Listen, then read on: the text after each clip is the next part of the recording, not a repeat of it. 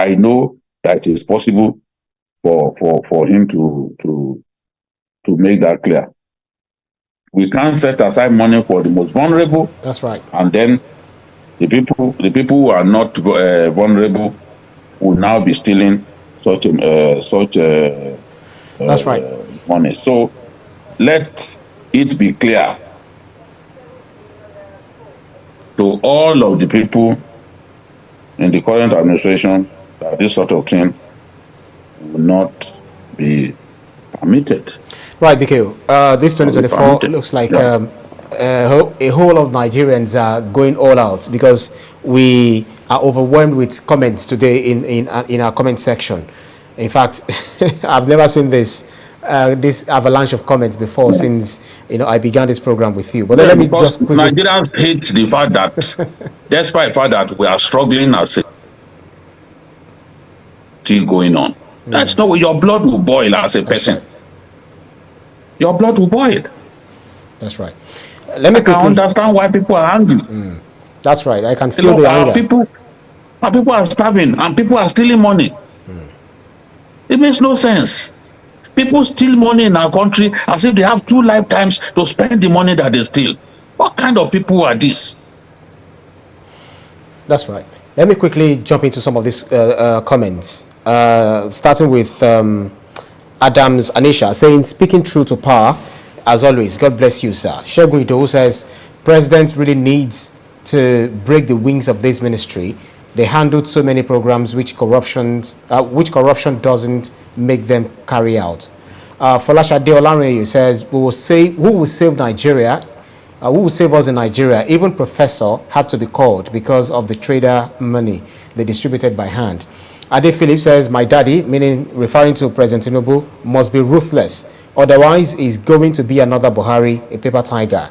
Fabian Akeze says, the problem is how come this happened for 8 years and the EFCC, DSS and ICPC were silent, including the Nigerian media who kept quiet but are now involved in the media trial. We know how this story will end. Komala First Sunday says, Mr. Jide has always been speaking the truth frantically.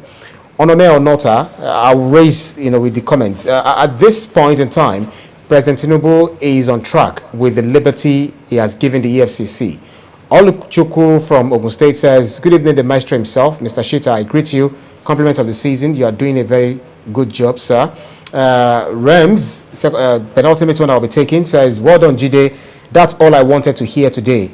You condemning better edu. And Nelson Adufe says, BKO, I believe President Tinubu is truly continuing the fight against corruption. We appreciate it. Our money is in the hands of individuals that worked with previous administration and should be retrieved. And my question to you, BKO, very quickly, is that former Minister Umar Farouk, in a letter to the EFCC, cited health challenges as a reason for a plea. This is commonplace among former government officials. Why do they always give excuses about one ailment or the other, which they never had while in office? BKO, do you not find this funny? Well, I find it funny, and even people who are not in government do it. There's a funny man in Katsina who sometimes comes on TV stations to abuse government. He has become a public affairs analyst. This man was put on trial and he was pretending like his back was broken. He didn't know that a camera had been planted in his police cell. As soon as he got into his cell, he was even leading prayers the Muslim way. His name is Mahdi Shehu. Mahdi Shehu, he goes on TV stations, to behave like a Puritan. So if somebody who is not even in government, because he libeled an individual and they took him to court, he then feigned sickness, he pretended like his back was broken. It took them almost 20 minutes to wheel him into the court, pretending that his back was gone. But as soon as he got into his prison cell, he discarded his crutches and then even led prayers. So Now, maybe he picked that up from people in government who had been um, put on trial and found a convenient excuse to say, oh, okay, I'm sick, this and that. However long it takes, Shadia should be ready to face justice. If you are clean, you, Shadia, you go home free. If you are not free, if you are not clean, then you must face trial. That is what we need to do as a country. Fabian Ekeze is saying that how come for 8 years people didn't know, the media didn't say that stealing was going on.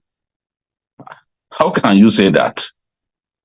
Were people not complaining, especially even about the kind of deals that Hadi Sirika was making in the aviation ministry? Just use your Google. You see stories about corruption that Nigerian media was talking about. In fact, a TV, one of the very popular TV programs in northern Nigeria, by the name Idon Mikia, where the great NTA anchor Nasir Zaradin was a regular participant.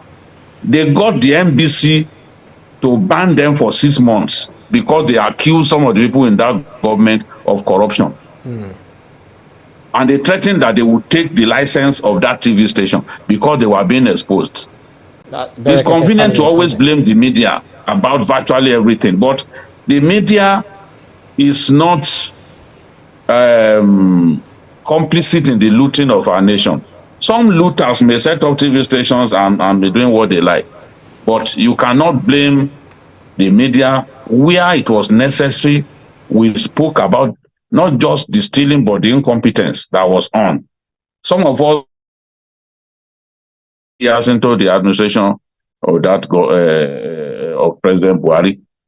So you can't say that we didn't talk, or that what is going on is media trial. Oh, okay. The Accountant General, was it media trial? And he returned more than 40 billion. I mean, let's cut our people some slack now. That same Accountant General has just been turbaned by one of the prominent emirs in northern Nigeria. Are you also going to blame the media for that? So we need to change as a people. The media will play its part, but everyone has to jump in to help us defeat corruption in our country. More people should come out when they have evidence of looting. Okay. They should come out. The media cannot see everything. The people in government, the people, honest people in the civil service, they also have a role to play. Expose looting so that the media can take it on. That's the only way. That's the best way. And let us put our government on its toes. That's the best thing that we can do. Push them to take decisions that will be in the overall interest of Nigerians, not just decisions meant to make them happy and make members of their family and their friends and harem or girlfriends happy. No, that's not what we want to see. That's right. That's right. Let me just take one or two comments because of our time. We need to quickly, because